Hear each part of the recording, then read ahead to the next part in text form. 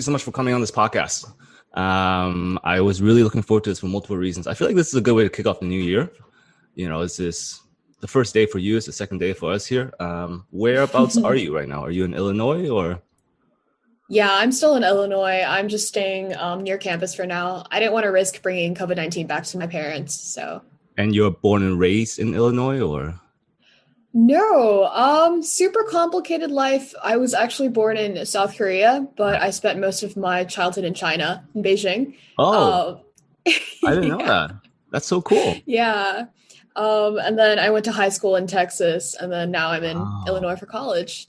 Isn't that so crazy? When people ask me that same question, for me, it's also like, I don't really have a place where I'm from. It's like a story. Like you can't just give them, one location. Exactly. And they're just like, no, no, no, one city. I'm like, that's not Yeah, it possible. doesn't make sense for sure. How do you like Illinois? It's cold right now. Um, Yeah, it's I don't really leave my apartment anymore, so I don't feel the cold. Right, right. But it seems pretty frozen out there. Yeah. Can you just give me one quick second? I'm Yeah. just gonna remove my dog's bowl. Robin, hang on. Sounds good. She's just chewing on this thing. My dog is it's ADD or some shit. So I've never been to Illinois. I've heard beautiful things. I'm a Cubs fan, so I would definitely like to go and check it out one day. When our producer Kyle, he first brought your book to my attention, I thought it was really interesting because I figured you're still incredibly young, I think, right? You're in your early 20s or something. Just I'm to 20. you're 20. Damn. Yeah. Okay. That makes me feel old. Being that young and making this stance for me, one, I thought was incredibly brave. That's first of all. Second of all, I thought it was really interesting to see when you get to my age. I just turned 30, or even when you're 40 and you're 50 and you look backwards on, a proclamation or I guess a stance that you took so young. I thought it was really brave, to be honest with you. Thank Uh, you. Yeah. when did you make that decision to write this book? I mean, let's plug the book first. What's the book called?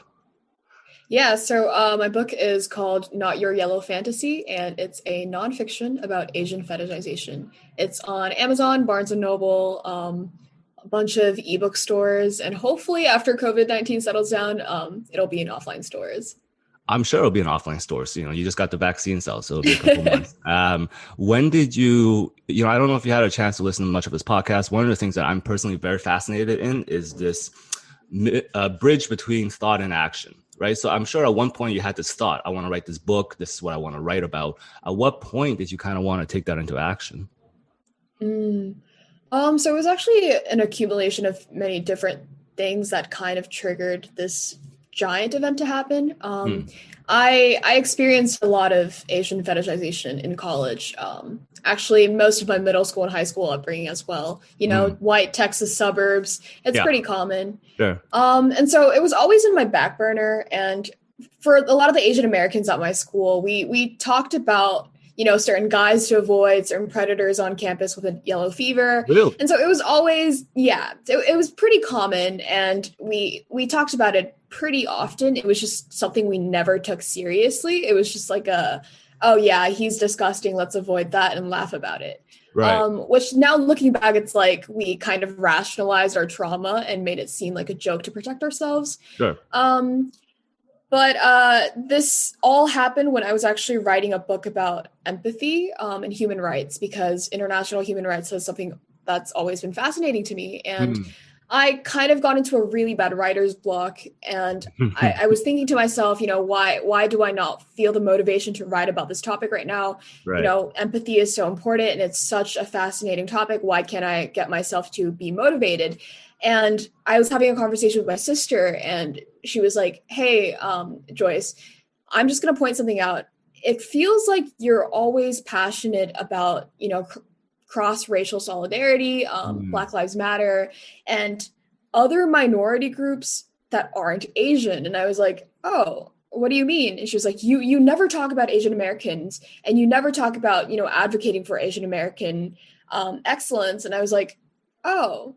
And that led to a triggering of introspection and then kind of allowing myself to hurt in the ways that I ignored my hurt. And so I dug into my upbringing in Texas. I dug Right. into how I valued white proximity so much. Yeah. And this all kind of channeled down to my experiences with sexual harassment based on my Asian Mm. American identity.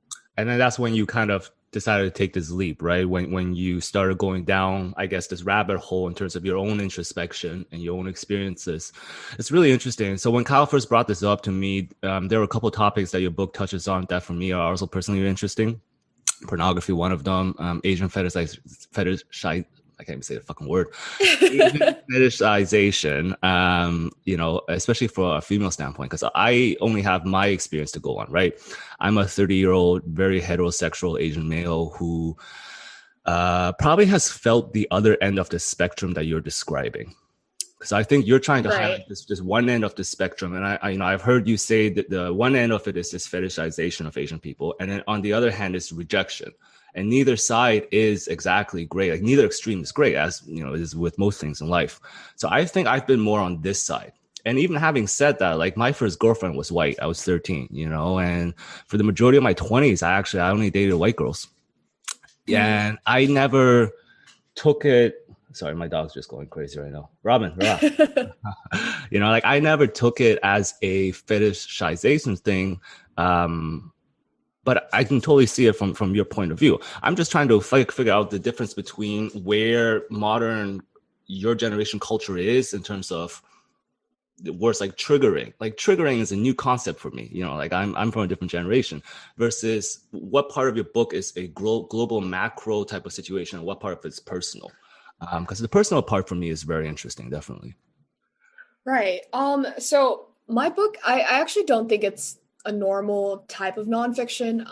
Right. This was based on an advice a friend gave me, and she was like, I want you to take this project as kind of like a therapy tool for yourself, and I want you to reflect on your experiences as learning it, as you're learning. Yeah. And so it's about maybe 40% of personal narrative. And kind of, I kind of explained the steps I took in order to understand and to learn how to unravel the trauma and also how it relates to statistics, how it relates to history, and just kind of how everything is interconnected to the personal everyday experiences that we as Asian Americans go through. Okay, so the experiences that you as Asian Americans go through, if I understand this correctly, please correct me if I'm wrong because I haven't had a chance to read it yet, you are exploring this topic through your own lens for 40% of it, let's call it, and then the additional part of it is kind of looking at it from a macro trend standpoint. So it's a bit of both. Is that correct? Right. Yeah? Okay. Mm-hmm. Within your own personal experiences of this, what are the key notes that stuck out to you so much that you need to write on it? Like was it how do I say this? Were there any key personal moments specifically that made you do this, or was it more like a collection of events that happened and at one point it's just the straw broke the camel's back? It was definitely a collection. I wrote about it in a very, I think, journalistic way where I tried to emphasize different parts of my life with different subjects of the book. So, for example, my trauma, for example, with my name. So my Korean name is Kipum. Yeah. And I explained how it was butchered by a lot of my teachers growing up, by a lot of my friends. And so I developed this obsession with my American name and kind of trying to be seen as white as possible in order to be accepted into society. And then I kind of related that to why,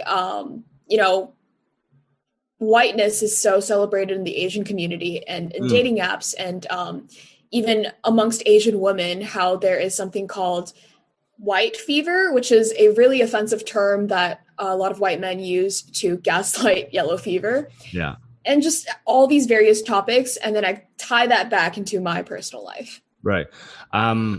Tying this back to your personal life, I wonder if it's okay for me to kind of make the argument for the other side of this. So I think it is on many levels incredibly valuable what you're doing. And it's a very real topic, obviously, that a lot of women of all ages go through. But on the other side, like I live in Shanghai, I've been here about 8 years. And what you explain totally exists. You have a lot of foreigners coming here who only date Asian girls. and you actually have a lot of locals who only date white guys, or are predominantly attracted to white guys.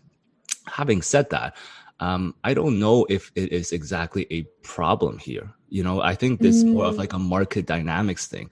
And in addition to that, I fully recognize that what you have gone through is absolutely problematic. But I also hear different things in addition to that, right? Like teenage boys, or men in their early 20s, are not exactly the most mature or the most compassionate or empathetic people, as you describe, right? And I think especially in places maybe like Texas or Illinois that are Midwestern and Southern, you have a large cluster of similar white men.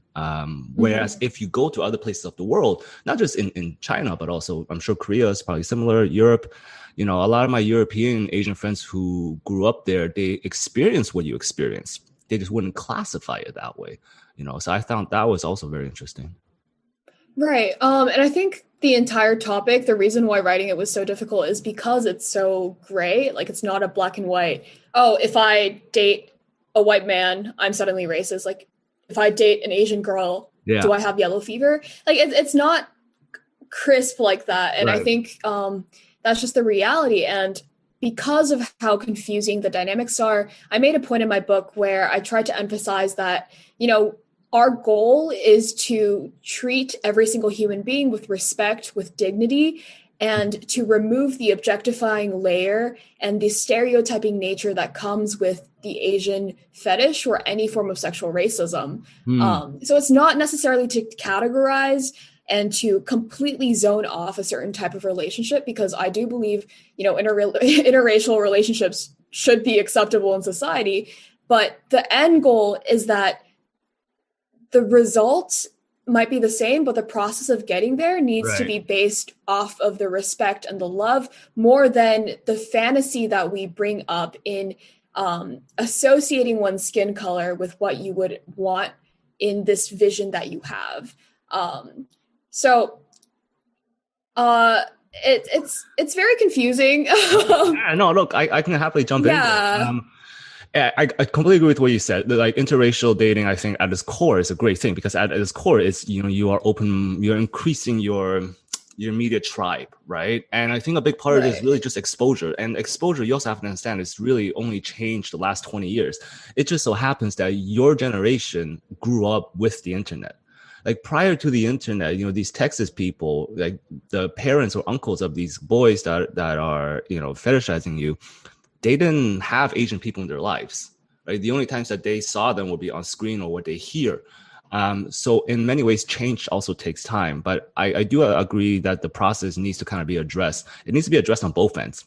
Like the amount of times I have heard white girls say, I'm just not attracted to Asian guys. It'll blow your mind how many times I've heard that. And, I think on my end, I already have it probably better than a lot of other Asian guys, in the sense where, I didn't grow up stereotypically Asian. Like I played sports at a young age. I've always been fairly tall and large, so I don't have to abide by a lot of these natural stereotypes. But even then, like I completely get that rejection side of it. When I heard you say that, I'm like, yeah, I guess neither end of the spectrum is very healthy. Right. And the scary thing is rejection and fetishization all kind of, they have a synergy where they work together to amplify one end goal, and that Yeah. is to kind of make whiteness the ideal. Right. And it's interconnected to other races. Black women are rejected, black men are For fetishized. sure. Yeah. Brown men, brown women. Latinas, Yeah. brown men, brown women, it's the same. And Yeah. at the end of the day, it's always to kind of promote white excellence. And Right.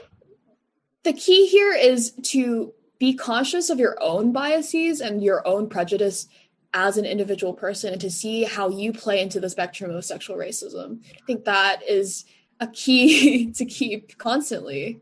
It is absolutely a key to keep constantly, Joyce. And I think the fact that you're 20 years old and you're having these conversations, and I think this is the important part, right? You start humanizing some of these conversations over long form discussion rather than just blurbs. Like I'm sure your book can be easily taken out of context, right? Like somebody can read the title of your book and automatically assume a lot of things about you and also about what the book is exclaiming.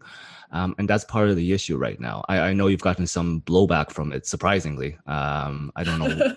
I don't know why that would happen, but how have you dealt with that? Are you used to it by now, or? It's calmed down a bit. It reached its peak when I collaborated with a social media influencer with like 2 million at the time, and she had a lot of haters, and so they kind of just picked up their hate from her and then transferred over to me. They're very Um, good at that. Yeah. they are. They have a lot of time. I don't know how. They should really get a hobby or something. And it was interesting. I'm honestly going to tell you that I learned a lot. Of course. I Yeah, this is had, good. Absolutely. yeah, I had a lot of white men tell me that I should learn how to take fetishization like a compliment. Hmm. That one I heard growing up all the time, so I wasn't too surprised by. Hmm. I had a lot of men's rights Asians who would contact me to tell me that what I was doing was extremely damaging to Asian men because Hmm. it wasn't I forget the exact words they used, but they argued that by writing about how Asian men are rejected, I Hmm. myself am an oppressor and that I shouldn't write about that reality in the first place. And I was like, uh, I'm not trying to tell my readers I'm an Asian man. Right. Clearly, I am not. I'm Right. just trying to point out how this topic ties into fetishization. And they Right. were like, you don't understand. You are gaslighting me. And I was like, oh, I'm so sorry. I'm not trying to do No, fuck anything. that. No, Joyce, don't do that. Don't apologize. First of all, don't apologize for that, right? Like, never apologize. Second of all, these quote unquote men are probably not, real men in many aspects. Because what you're Mm. doing, at least how I'm interpreting, once again, I haven't read the book, right? Just to be clear on that, yet. I'm waiting for that copy. What you're doing is you're explaining it from your point of view. And I think that is so important to have conversations. Not everybody has to agree with you. To be honest with you, there's a lot of points that you've made where I probably don't agree, but that's Right, just because right. I have a very different upbringing. I have a very different environment. And obviously, I'm at a different point in my life. The fetishization part from the white men, that's just fucking ludicrous. That flattered by that.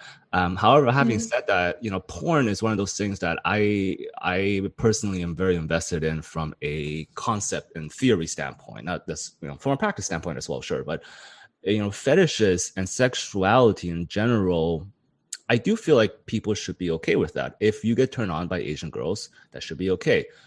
Where I draw the line is when that affects your attitude and your communication outside the bedroom. Like if you're in the Mm. bedroom and you have an Asian fetish thing going on with your girlfriend who's an Asian girl and you're both into that and it's both consensual, fine, totally okay, in my opinion, right? But then like bringing that outside to the bar or to influencing other guys, then that kind of draws the line for me. That's interesting. Yeah, I think that's a really good point, and I think it's very similar to where I stand. For Mm, me, it's more of a if your attraction promotes some form of oppression towards any kind of human being, whether that's something that relates to history or that relates to a societal trend that is offensive to the other person, then right, it shouldn't be allowed. right. And so I think just finding that balance is extremely difficult. But like you said, if it is consensual on both sides and both of them are having fun and they're both aware of what their actions implicate and they don't mind, like go for it. Yeah. I mean, at that point, if you're not hurting Yeah. anyone, once again, this is just my personal point of view, of fetishes in general, and I guess sex in general, which obviously not everybody has to agree with. The other thing I kind Right, of right. found really interesting that you said was this concept of, what do they call them? Incel Asian men, involuntary Uh, celibate, right? mhm. Yeah. So, I've lived almost my entire 20s in Shanghai. So I came here at 22. I just turned 30. Part of the beauty about being here is I missed the entire wave of all this shit. So I missed this. I never had a Snapchat account. I've never DM. Mm. I don't DM people on Instagram. I've never opened up TikTok here. You're blessed. In a way, in a way. And at the same time, this whole incel movement for men, I have found like astounding, because I don't fucking get it. We're not evolutionally designed to be that way, and just the amount of negativity, like negativity breeds negativity, right? As does positivity, but especially online in these communities. So the fact that these Asian men take it out on you, I think is really fucking terrible, to be honest with you, and embarrassing. Yeah, I just thought it was interesting. I honestly took notes. I was like, okay, so Great. this is Yeah. what they believe. Oh, Yeah. That should be cool. your next book. Yeah, you should like Perhaps. infiltrate their Reddit groups and Russian Appendix hackers. D. Yeah. Yeah. Yeah. Yeah, those type of men, and despite having, despite saying that, I really do wish one of them would come on this podcast. Like, I would love to have a conversation with actually one of them. Yeah, I think that'd be fascinating. Right. Because to me, this podcast on a personal level, a big part of it is really just kind of exploring Asian masculinity, right? Just Mm, how you are very passionate about what it means to be a young Asian girl and all the things that come with it. For me, I'm the same thing. Like, I didn't really have my dad growing up. I didn't really have any Asian role models, and having mm, turned 30 now is I really don't know what it means to be a man, much less an Asian man in today's day and world, because Asian dads are not exactly the best role models, I think, en masse. So I'm going through this process myself. So seeing you go through at 20, very fucking inspiring, really. That's interesting. I actually started my chapter on the rejection of Asian men Hmm, then based on an interview I did with someone. yeah. And one of the quotes that he said, I'm trying to find it right now, but it relates to how he, let's see. So Um, you interview people for this book as well, right? Like this, I guess how we're doing over Zoom right now, or Yeah, I interviewed a lot of experts, everyday normal civilians, a lot of friends, just anyone that wanted to talk. I was like, I am here to elevate your story. So if you have a story, then I will be here for you. that's Yeah, he said that he didn't know how to be a man, like you said, because he wasn't ever in a situation where Asian men on television were masculine or attractive. They were mm, just painted as the joke or the nerd. mm. And so he didn't know if he had to kind of fall into that to be treated as an Asian man or if he had to kind of make his own definition. I thought that was interesting. It's very interesting, and I think that's probably one of my personal goals with this podcast, because not only I think do a lot of Asian males feel that way, but they don't talk about it. Like Right. Asian people in general don't talk about shit. Asian men, especially young men, do It's not even have worse. conversations. And Yeah. and I can totally relate to that. I think in my early 20s, the idea of being a man was really just the amount of women that would fuck me, and I guess the amount of Mm, women that were attracted to me. And then as I got towards my late 20s or mid to late 20s, it was about like a career, or at least from an mm, ego standpoint, a career, like what looks good, what would gain outside respect. And now that I'm 30, having gone through a fair amount of things, I think my view of masculinity has really changed. Like, mm, this entire arc is reflected over my relationship with my mom. So at 22, mm, I left. I just needed to get away. And then our relationship hit a dip, and now our relationship is an all-time high because I now enjoy taking responsibility for her. Like, I mm, enjoy, despite being, my mom's in Vancouver, but we talk every day. And now allocating time out of my day, buying groceries and sending them to her, these things make me feel more masculine. mm. And also my uncle just had a health issue back at home and now caring for other people. So this is still changing as we go. Right, right. And I hope more Asian men especially kind of go through this instead of just focusing on, I don't know, cars, girls, video games, which I feel like the majority of them just focus on. We need to talk more about our feelings, all of us. Yeah. And that's part of the goal for this podcast. Shades of yellow, really the Right. concept is to show not different shades of yellow with people, but the different shades of yellow within a person. Like, I'm sure Joyce is a three-dimensional person aside from this book. Like, I'm sure you're probably a great chef. You make a mean kimchi, maybe. I don't know. Like, there are I probably wish I did. no. The kimchi is hard to make, though. I've tried. Yeah, I can do like a okay bulgogi. My japchae is okay, but the kimchi is hard. Ooh. Yeah, I try. Have you how has this affected your own personal dating experience, or has it even? So I've actually never been into dating. I don't get that. I a lot of my I family know. members, they're around your age as well, and they say the same things. I'm just like, why? You're 20. Like, that should be all you're doing. I just I've always been ambitious, and so I have been in love with my career ever since I was a teen. And so, like, So like last yes, I year. am attracted. I'm kidding. I'm kidding.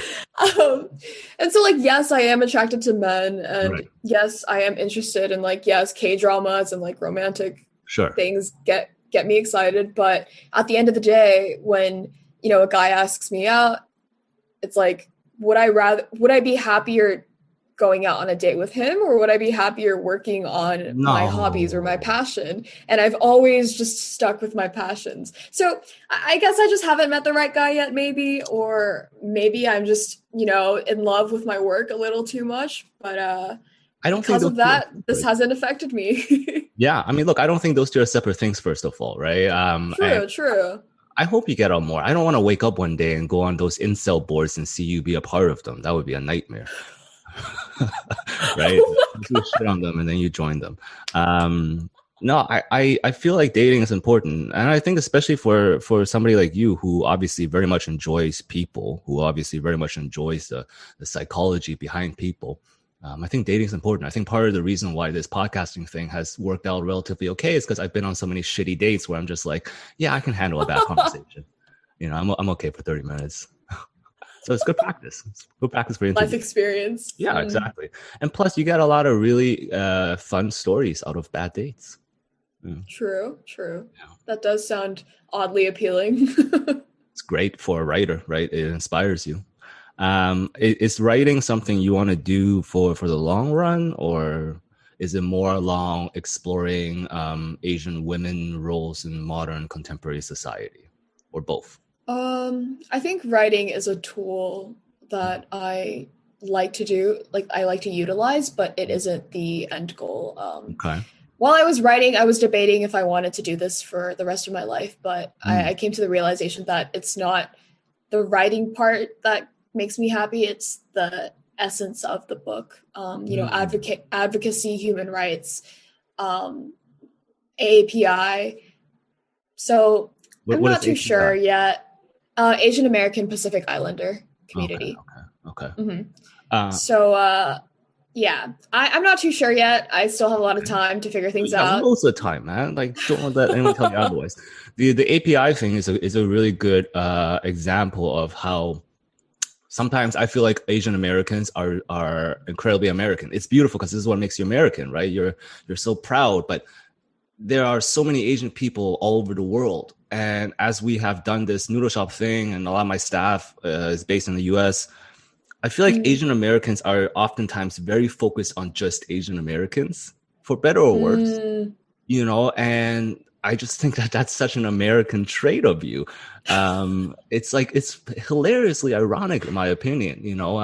We were looking for writers in September, and a lot of the people just automatically assume that our entire audience, our entire ethos is for Asian Americans, and I had to stop them and be like, no, they're what we're trying to do is a global mission. And I think I hope that you explore that as well as you get older, especially on the Korean side. Like there's so much history there, right? right. And I'm really glad you pointed that out because that's something that I've been trying to work on, Good. emphasizing more Asians of the diaspora instead of Asian Yeah. American. But I think it's because we find so much solace in the Asian American community, Yes. Yes. so much shared experiences, Yes. so much pain together in history that we kind of attach ourselves to this identity. Mm-hmm. And I think personally think it's a very powerful thing to be proud Yes. um, as an Asian American, as both Asian and American. But that's interesting. I haven't thought about how it's a uniquely American trait, but you're absolutely right. Yeah. I mean, look, Americans are incredibly patriotic and are very, Yeah. you have a bubble wall around you, like just as a country, Mm, and I think it's great that Asian Americans are exploring this. I just wish that more of them would kind of explore the other parts of the world as well. Like mm, what is an Asian Finnish person like? I would love to fucking find out because I'm sure they true. exist, right? And I'm sure a lot of ways they can also empathize with what you're saying. Like if you find a 20-year-old Finnish Asian girl, I'm sure she can relate to a lot of things that you wrote. But in addition, Right. she would probably have other points of views that you don't have, right? Yeah. And that'd be such an interesting dialogue to have. Yeah. Maybe that's the sequel. It's about Asian girls around the world. You should do that. That'd be great. Another book. Ooh. Was this book writing process as torturous as all authors say it is? Oh, it was horrendous. Yeah. Also because I'm just a curious person Yeah. and I explored the depths of the internet that I kind of wish I didn't. So lots of fucked up Yeah. porn, lots of A lot of shit up there, man. mail order bride websites. Oh Those are yeah. freaky deaky. Did you sign up for Yeah. one of those just to see how much money they would? No. Um, I tried. I Okay. was I was in like the registration area and I was like, hold up, Joyce, what are you doing? For research. It's for research, Joyce. Come on. Yeah. I was like, if my parents walk in at any moment, what Yeah. am I gonna tell them? Oh, that's so fucked up that those sites exist and that they're so easily accessible. Where I guess all you had to do was to do a couple of Google searches and you probably found something that worked, right? Yeah, it's like a Tinder for marriage. It's really interesting algorithms, really easy to find your perfect wife or husband. So yeah, it's fascinating. It is fascinating. I was reading. This reminds me of something I read a while ago. This is a big thing in Korea, apparently. I don't know whether or not you're aware of this, but there are Southeast Asian women imported into Korea to be mail order brides for Right. lonely Korean Asian men, and a lot of the domestic violence and abuse is it's like that's a big thing in Korea because in Korea and Japan the cultures are a little different than I think Southeast Asia and China. You know, where it's much more oppressed from a male patriarchy standpoint. You know, like Right. do not talk like if you don't think I talk about emotions, they definitely don't talk about emotions. That's maybe something you should check out. It's very heartwarming and not heartwarming, the opposite of heartwarming. Heartbreaking. Heartbreaking. There we go. Yeah. Yeah. Actually my family friends work in that industry, not in the mail order bride industry, Yeah, I but was gonna say. helping helping victims of gender-based violence in South Korea, Mm, helping the mail order brides. And just hearing the personal stories from them, it's such a disgusting overlaying of racism, Confucian values of virginity, mhm. national dominance, low population growth, and the lack of children being born in a country, and Right. just the dehumanization of these women because they look different or because they're from a so-called poorer country. Right. And it's it's one of those things where you want to look into it, but at the same time you realize that there's it just feels like there's nothing you can do. And I guess that also relates to a lot of my book, so I can't say too much, but yeah, it's just a heartbreaking reality that's constantly happening, but at the same time, no one feels like they need to talk about it because on a larger macro level, it just seems insignificant. Whew. Ah, that's a bold statement. It seems insignificant, especially when you open up my Instagram feed, and it's just not that shit. I mean, my Instagram is really just hot girls and basketball stuff. It tells you a lot about what Facebook thinks of me. Um, but yeah, I think in the broader media sense, it is hard because this is a conversation that should be had. And I think Right. for somebody like you who is so far away from the actual situation, I'm sure there are also times where it can feel very frustrating, probably that you don't really know how to help, right? Like you can maybe donate some money, but other than that, you don't even know where that's going. Um, Right. but with something like this, my opinion on it at least is it takes time. Like our current civilization took thousands of years to kind of build, and a lot of our moral and ethical values are already changing very fast. Like take Right. homosexuality, for example. When I was in high school, maybe like 15 years ago, slur words that we cannot use now, we grew up with. Mm. Like the words faggot, homo, like they were just thrown around like the words if and the but and but. But now, obviously, we understand that the pain and suffering that causes some people, and we're much more cautious about using those words, right? So this is an example of something that's already changed over the last 15 to 20 years. And these other things are going to take time. Like, honestly, this sounds terrible, but the only way to change this is for some people to die of natural causes. Once more and more old people leave this world, their ideas, their morals, and their ethics will leave with them. I hope. But other than that, I don't know how much this is going to get better soon. It's kind of sad. Right. Yeah. Um, And but also like another layer to it that I also thought is important to emphasize is to what extent are we dehumanizing by pitying these women? Like hmm, we should be promoting their agency in these situations, and the amount of effort and the amount of hard work that oh sorry, my father is FaceTiming me. My bad.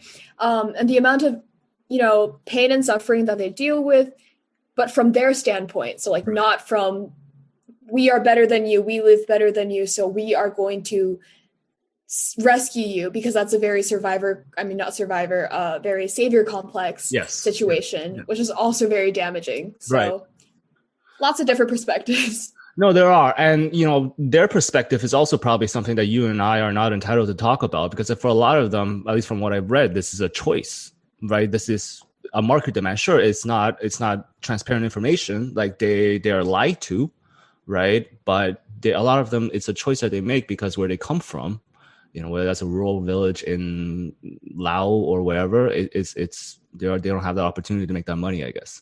Going back to the savior complex thing that you said, I think that's when you said that, just this idea of this white man going to this Asian girl flashed into my head. I think that's probably another thing that you touch upon a lot in your book, isn't it? It is. Right. What is it with because there's something there, right? And I think this is why I struggle with a lot of this discussion a little bit, is because I feel like a part of the savior complex is biologically evolutionary. Like men and women have kind of evolved to be attracted to that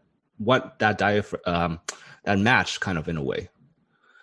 It's just when you Mm. add when you add that racial layer to it, then it becomes a little bit different, right? Because just the general type of guy that you would be attracted to, a lot of the personalities and traits probably overlap with this savior complex for a lot of women. Wouldn't you agree? I'm hesitant to agree. Great, let's go Also through this. because okay. I think I don't know. I'm so one of my majors is history. So like Okay. I'm a big I hesitate every time someone says, anything related to the white man's burden. Sure. And that's the image that I see when it comes to the savior complex, especially for white men, Yeah. because so much of it is rooted in just disgusting elements of history. Sure. And I think the assumption that it's an evolutionary basis of how men and women are attracted to each other, it's not only heteronormative, but I think it emphasizes You know what I mean? You're fucking ideas. articulate. Heteronormative. That's a great word. Yeah. Sorry. It emphasizes ideals of toxic masculinity Mm.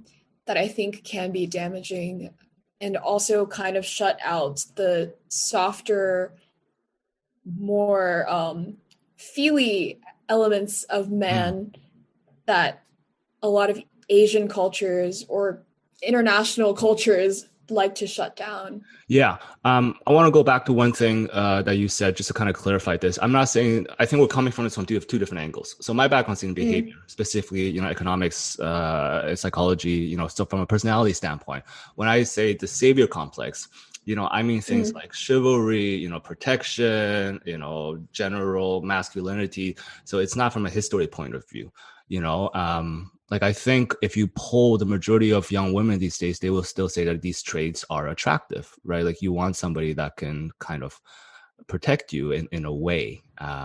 right. Sometimes. Um, but I understand historically it's very different for sure. Um, Mm, my mom is this is I find very interesting reading through your stuff. So my mom is from a different generation. She's in her late 50s, and since leaving my father about 25 years ago, she has almost exclusively been attracted to Asian men.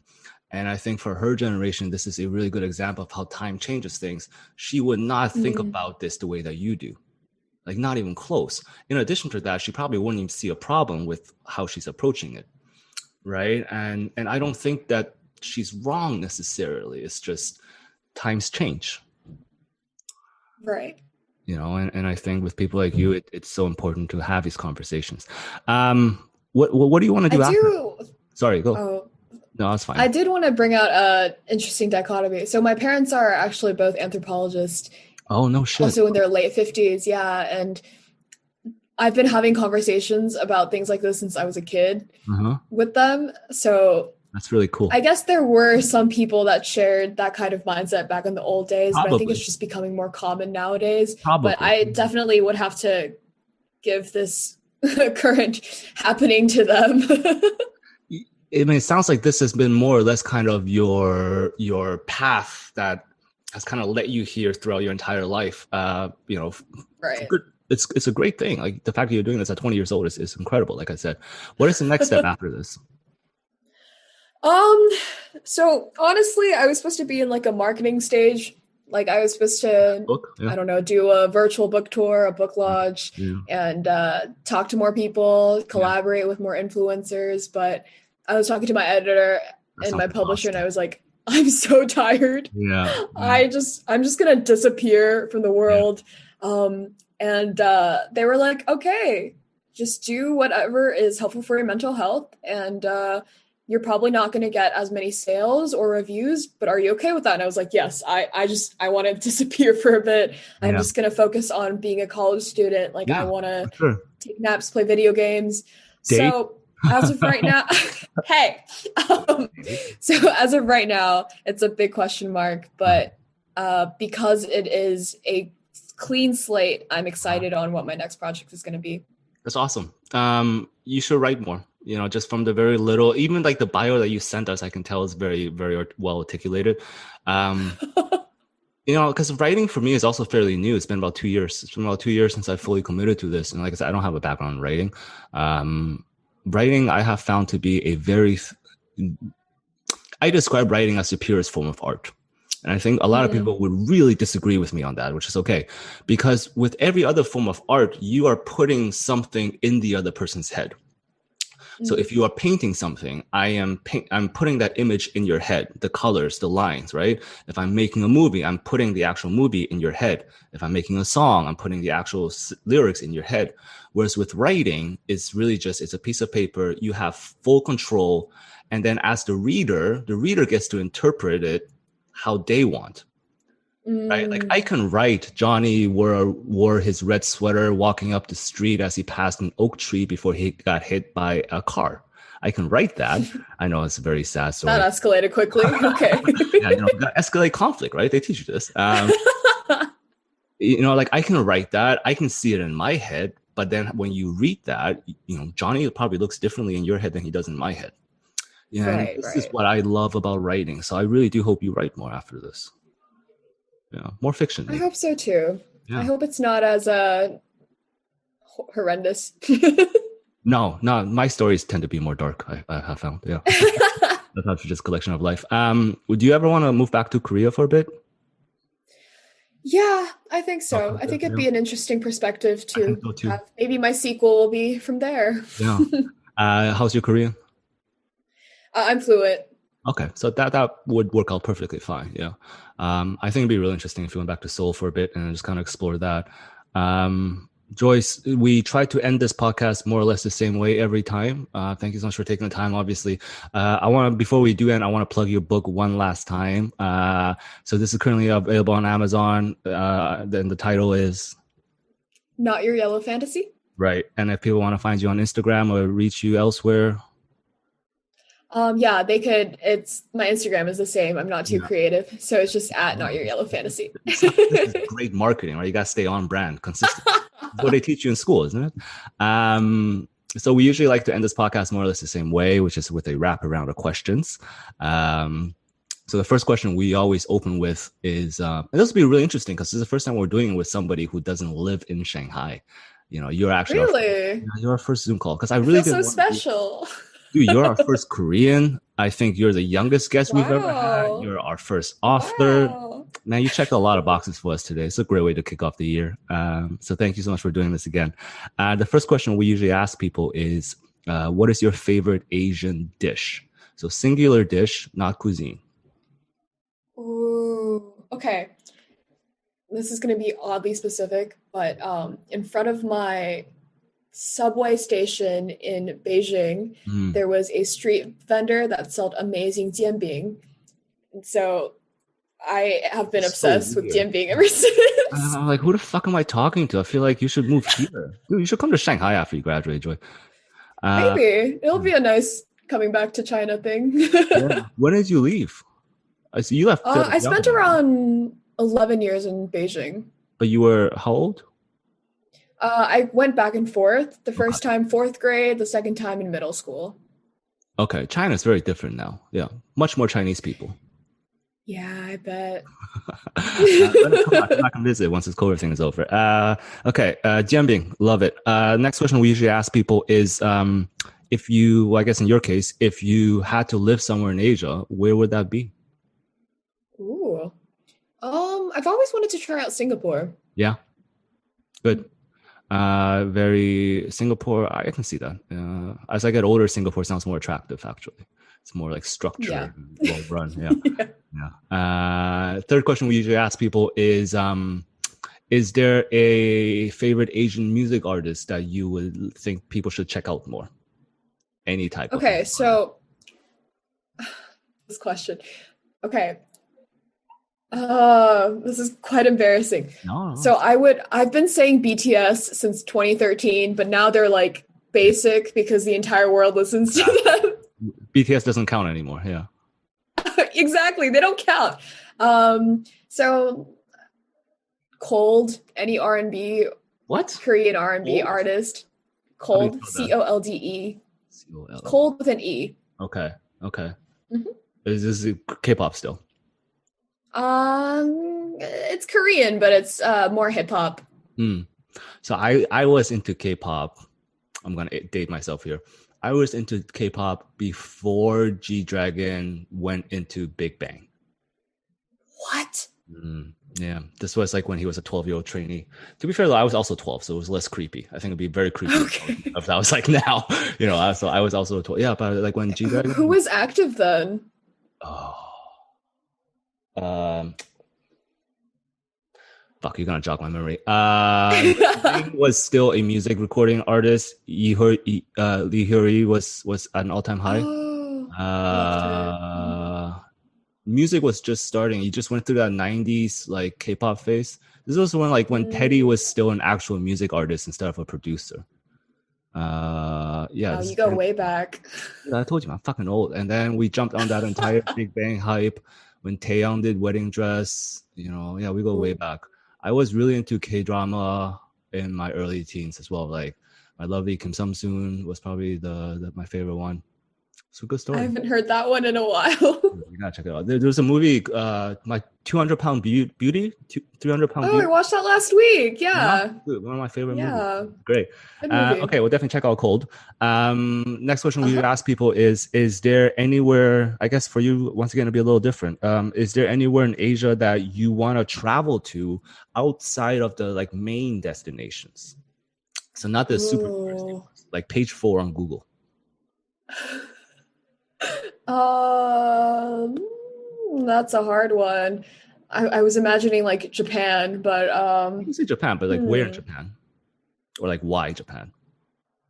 My okay, so my grandpa on my mother's side was Korean Japanese, and so kind of tracing my heritage through that. I think he was in Osaka. Not too sure. I think that would be a fun thing to do. Fuck, I miss Japan so much. Osaka was the last place I went to pre-COVID. So Really? I was there late February last year. So this was when COVID was still like just a China thing. I got in right before China closed its borders. So Mm. yeah, Japan is amazing. Definitely, Osaka is Do you amazing. speak any Japanese? No, no. A lot of people think I look Japanese. Uh, Most people don't think I look Chinese actually. Yeah, it's kind of weird. The next question we usually ask people is there a favorite Asian movie of any type that you think people should check out more? Oh, You can I define that loved however. The Handmaiden. I don't know if you've seen it yet. No. I know The Handmaid's Tale, Yeah. but I think that's different. No. It's a rated R Korean movie. Very sexual, but Mm. It's a very good movie. Is it like one of those horror sexual ones? Because I don't like, I'm not a big fan of horror. No. No, I think people think it's meant to be like a horror like vibe, but Mhm. no, I don't think so. Okay, cool. Yeah. All right, Joyce, the last question we usually end with. So Shades of Yellow is part of a larger media company we're trying to build called the Noodle Shop. Mm. And so the we always try to end with the same question, which is, what is your favorite type of Asian noodle or noodle dish? Ooh, you're really asking me the hard questions today. Um, 짜장면. Korean? Hmm. Yeah, Korean jjajangmyeon is probably up there for me. I think mine's probably like pho, Oh, Taiwanese, pho is up there. Pho right? is up there. You're It's right. a You're hard right. question. You know, and actually once you Mhm. start doing a bit of research, you start realizing that like places that are not known for their noodles actually have very good noodles as well. Like there's good noodles in India. There's good noodles in the Philippines. You know, Ooh. it's an interesting thing for sure. Maybe I should just Um, take a noodle tour. we are planning to create one of those for 2021. At least Nice. we're trying to figure it out. All right, Joyce, listen, this will end the recording part of this podcast. Thank you so much for doing this. I hope your book gets a ton more sales. I think it should be. It sounds really interesting.